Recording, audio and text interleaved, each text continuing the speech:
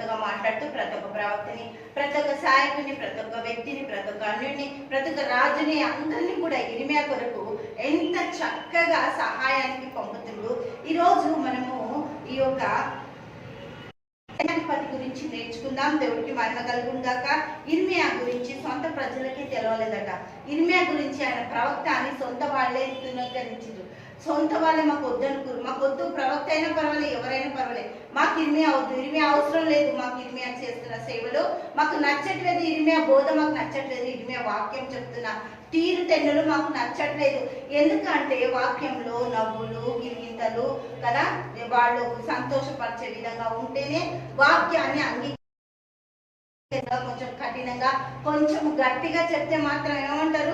దేవునికి మహిమ కలుగుగాక. వాక్యము మనకు అనుకూలమైంది కాదు, ఆయనకు అనుకూలమైంది. ఆయన యొక్క రీతి, ఆయన యొక్క గుణము, ఆయన యొక్క తెలివి మన విషయాల్లో, మన జీవితాలలో చూపించడానికి దేవుడు వాక్యాన్ని మన కోసం సిద్ధపరచండి. దేవుడికి మహిమ కలుగుగాక. వాక్యము తీరుతెన్నుల్లో మనం ఉండాలి, కానీ మన తీరుతెన్నుల్లో వాక్యం ఉండడానికి వీల్లేదు. అటువంటి వాక్యము మనము విన్నా ప్రయోజనం లేదు. వాక్యము రెండంచెలు గల ఖడ్గం, మన గుండెల్లోకి దూసుకుపోవాలి, గుచ్చుకోవాలి. గుండెల్లో వాక్యం గుచ్చుకోకుండా, నొప్పి అవ్వకుండా వాక్యాన్ని మనము ఆస్వాదించలేము. దేవునికి మహిమ కలుగుగాక. హల్లెలూయా. ఇర్మియా గురించి ఎంత చెప్పిన ప్రవక్తలన్నా కూడా, ఎంతో మంది అక్కడ యాజకులున్న, ప్రవక్తలున్న ఎవ్వరు కూడా ఇర్మియాని పట్టించుకోవట్లేదు. పశువులు ఏం చేసిండు? తన ఇష్టారాజ్యంగా కొట్టిండు, తులనాడిండు, బందీ గృహశాలలో వేసేసిండు, బోండాలతో బిగించేసిండు, గుమ్మం దగ్గర పెట్టిండు. ఎందుకు? అందరు చూడాలని కదా. అటువంటి భయంకరమైన శిక్షలో ఉంటున్న ఇర్మియాని దేవుడు పిలిచి రేకాబుల దగ్గరికి పంపిండు కదా. దేవునికి స్తోత్రం. హల్లెలూయా. యోషియా ఇర్మియాకి ఎంతో సహాయకరంగా ఉన్నాడు. ఆ రాజు కూడా, ఆ రాజు చనిపోయిన తర్వాత ఇర్మియా ఎంత భయంకరంగా ఏడ్చిండు. దేవుడు ఈ రేఖాబీలు కూడా దేవుని కొరకు జీవితాలు అర్పించుకున్నాం, మనము నేర్చుకున్నాం కదా. దేవుని స్తోత్రం. ఈ రోజు ఈ సైన్యాధిపతి ఎంత చక్కటి మాటలతో దేవుని కొరకు లోబడి దేవునికి మహిమ కలుగుగాక. ఇర్మియాతో దేవుడు ఉన్నాడని ఎవ్వరు కూడా అంగీకరించట్లేదు.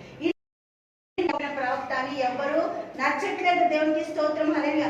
అదే లోకపరంగా ఉన్న వ్యక్తిని, లోకపరంలో ఉన్న ఆ మనుషులని, లోకంలో నుంచి వచ్చిన వాళ్ళని లోకము స్నేహిస్తుంది, లోకం ఇష్టపడుతుంది. లోకంలో ఉన్న తిరుగుళ్ళు, తినుడు అవన్నిటికీ పడ్డ వాళ్ళు దేవుని దగ్గర ఉండడానికి కష్టం. దేవునికి స్తోత్రం.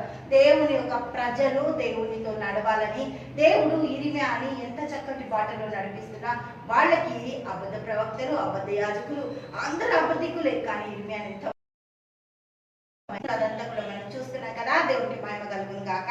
ఈ యొక్క నిజ దేవుణ్ణి సేవిస్తున్న ప్రజలు ఎంత చక్కగా దేవుడు తీసి పెట్టుకుంటూ దేవునికి నెబుకద్నెజరు ఉన్నాడు కదా. హల్లెలూయా. ఉత్తర దేశం నుండి, ఉత్తర దిక్కు నుండి కీడు రాబోతుంది అన్నప్పుడు, ఉత్తర దిక్కు నుండి కీడు వస్తున్న ప్రతిసారి కూడా ఈ సైన్యాధిపతి నెబుకద్నెజరుతోనే ఉన్నాడు. దేవుడికి స్తోత్రం. ఈ ఇజ్రాయెల్ చేస్తున్నా, వాళ్ళని నాశనం చేస్తున్నా, వాళ్ళని బందీ గృహాల్లోకి తీసుకెళ్తున్నా ఈ సైన్యాధిపతి పక్కనే ఉన్నాడు. చూసి నిజ దేవుణ్ణి తెలుసుకొని నిజ దేవుని ప్రవక్త ఇర్మియా అని గ్రహించిండు.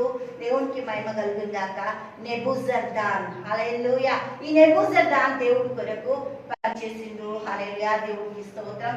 తండ్రి యేసయ్యానికి వందనాలు, స్తోత్రాలు. గొప్పది, అద్భుతంగా, ఆశ్చర్యకరంగా నీకే స్తుతులు, స్తోత్రాలు చెల్లిస్తున్నాం. అన్ని రంగాల్లో నీ బిడ్డలను ఆశీర్వదించి, దీవించి, సహాయత దయచేసి నీ కృపను అనుగ్రహించినందుకు వందనాలు, స్తోత్రం. నెబుజర్దాన్ గురించి నీ బిడ్డలందరినీ, నెబుజర్దాన్ అన్య జనాంగంలో నుంచి దేవునికి ఏ విధంగా సహాయం చేసింది అవన్నీ నీ బిడ్డలు గ్రహించినట్లు కృప చూపించినందుకు కృతజ్ఞతలు చెల్లిస్తూ యేసు నామములో ప్రార్థిస్తున్నాము తండ్రి. ఆమేన్, ఆమేన్, ఆమేన్.